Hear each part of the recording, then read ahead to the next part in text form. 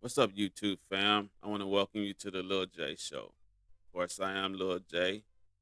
Hey, I hope you guys are having a wonderful and blessed day today. Hope it is absolutely amazing for you guys. This is a very, very sad situation. I want to talk about this guy, Rodney McWay. He is being charged with unaliving his 4-year-old daughter. They said that he was starving her out. He was neglecting her, and I don't know. They said that she just couldn't take it up. She collapsed and went into cardiac arrest and didn't make it. He also has two boys, I believe.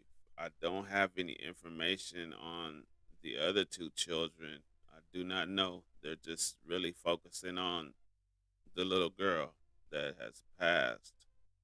And I want to say rest in peace to this little girl and condolences to her mother and family as well.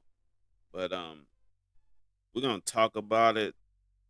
I want to watch a few videos of who testified and his charges and what they found him guilty on. But we'll talk about it on the other side of these videos. So let's go. Rodney McWay now on trial in the death of his own daughter and alleged abuse of other children. It's a long list of charges, including murder, kidnapping, and cruelty to children. McWay is 32 years old and faces 4 life sentences, plus 112 years. Treasure died a few weeks before Christmas in 2023. I'm trying to get an ambulance over here for a baby that's not breathing. Arrest affidavits described Treasure and her brothers living in a house of horrors before she died. In a mold-infested duplex unit, McWay allegedly kept them separated and locked in their rooms, with cameras aimed at their beds and no access to food, water, or bathrooms. The affidavits say Treasure's autopsy found her extremely malnourished, weighing just 24 pounds. She was extremely emaciated, just pure bone. Our investigation found that between the kidnapping and Treasure's death, the State Division of Family and Children's Services repeatedly sought police help in locating the children. But DFCS and the Atlanta Police Department barely worked together. McWay kept them at bay just by not answering his front door. We obtained body cam video showing officers called to the house doing the bare minimum to get past the front door. Even if, say, we knock on the door and the kids are in there, there's nothing at all we can do. 5 low-ranking personnel received light. Do y'all believe that she could have been saved if they would have tried to do more? Even if it even just came to them kicking that door in. Do y'all believe that this little girl, that Atlanta PD and DFCS could have saved this little girl's life if they would have done more? Discipline. And after our reporting, APD announced changes in how it handles DFCS calls. Officers now reportedly work better with DFCS social workers, responding to calls much faster.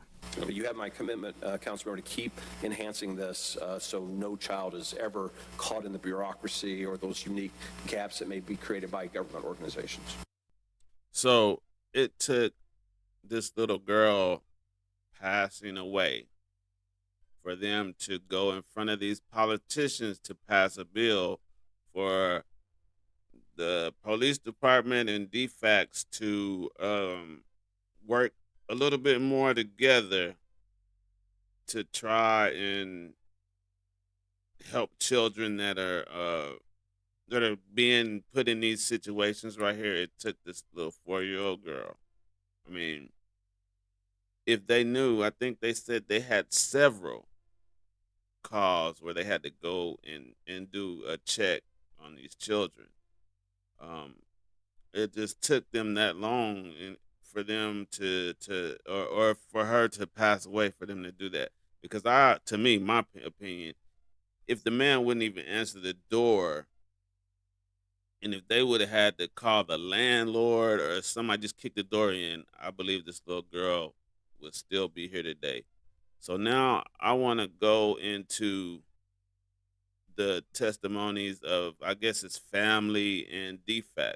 Let's check it out. Jurors got a clearer picture of what was happening in that home. Fox 5's Kevin Stewart is live at the Fulton County Courthouse with the night's new developments. Kevin? Yeah, several witnesses got a chance to testify as to what was going on inside that home. But jurors also got a chance to see video and pictures. From the untrained eye, everything looks fine, except this is a very impoverished family.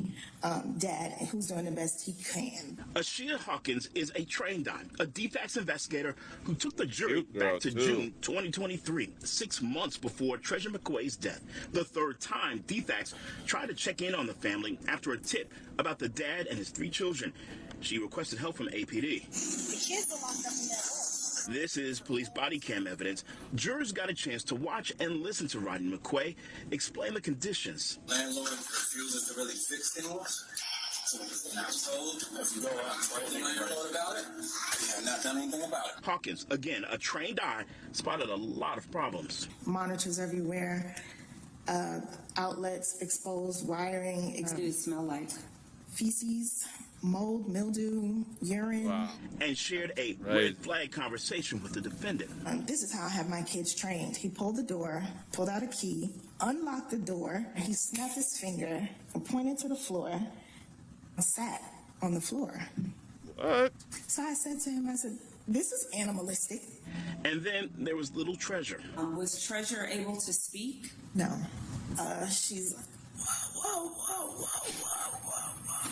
That's how she was talking. According to testimony, DFCS removed the 3 children from the home to live with their mom in suburban D.C., only for Hawkins to get a call from the mom the next month. McQuay had taken the kids back to their Baker Hills home in Atlanta. If I can say this, but for me, the children were going to die. Why did you think that? They weren't being fed. Oh my God, did y'all see that freezer? The freezer was completely empty. I mean, completely empty. It didn't even want, it wasn't even an ice tray in that bad boy. I mean, come on, bro. If you know you couldn't take care of those children, why didn't you leave them with somebody, the mother? I believe they said the aunt was trying to step in, his aunt was trying to step in to help him. I mean, why would you want to do that? And then on top of that, he said that he had the kids locked in rooms with camera monitors facing down towards the bed so he can look at them and watch them while he's starving them and doing whatever he's doing. I bet you his ass was eating, no? I mean, this is terrible. Why would you want to mistreat your children like that? And she was a very beautiful young girl, 4 years old. This is terrible. I want to get into what they found him guilty of. They should have found his ass guilty on all charges. Let's look into just found Rodney McQuay guilty in all charges in relation to the murder of his daughter, Treasure. The verdict was read less than 15 minutes ago. Fox 5's Kevin Stewart has the latest now from the Fulton County Courthouse. Kevin, a lot happening right now, so fill us in. Yeah, the jury was just excused after the jury's verdict was read, like you said, just about 15 minutes ago. This case is a tragedy happening back in December of 2023. Treasure McQuay ended up at the hospital, died of a cardiac arrest because, as testimony was released, she died because her body just gave out. Rodney McQuay, 32 years old. His defense attorney tried to paint the picture of him as a struggling dad, but the jury just didn't buy that. That verdict, as you mentioned, coming down about 15 minutes ago. He was guilty on all counts: malice murder, felony murder, cruelty to children, first degree, false imprisonment, kidnapping, and more. We understand the sentencing is going to take place not today, but within the next 30 days. We're going to try to see if we can talk to prosecutors, but for now, we're live in downtown Atlanta. Yeah, he deserves every bit of that and more. Because there are resources, there are places out here that can help you put food in that home for those children, especially if you're not working. There are a lot of resources in Atlanta that would have helped him. And even if not, I mean, the mother, he could have left him with her until he got on his feet. The aunt, she testified and said that she tried to step in and watch his children while he was working, I believe, at Dollar Tree. And he chose not to let her watch the kids for some reason. I don't know. But still, I mean, there's no reason for that.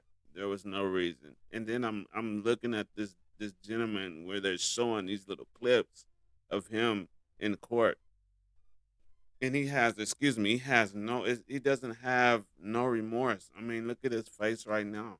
Like, is he trying to be hard? I mean, what is it? You just unalived your 4-year-old child, man. I mean, that does not make you hard, buddy. It doesn't. You should be, I mean, just broke up about this. Now you got to spend the rest of your life in jail with a bunch of men that probably don't give a damn, just like you don't. And it's sad. It's terrible, man. I mean, I can't. This is really terrible, man. My heart goes out to this little girl's family. Rest in peace. I hate it because he could have done so many other things. I don't know. They said that the other two were going through the same thing. The other two kids he had were basically going through the same thing. And for the life of me, I don't know why somebody would do that to their own children. I mean, he's up there snapping his fingers and pointing, making them sit down, just treating them like they're some kind of trained animal. This is terrible. I just don't understand it. But you guys, I just want to, you guys let me know how y'all feel about it down in the comments. Please like, share, and subscribe. And I'll catch y'all on the next one.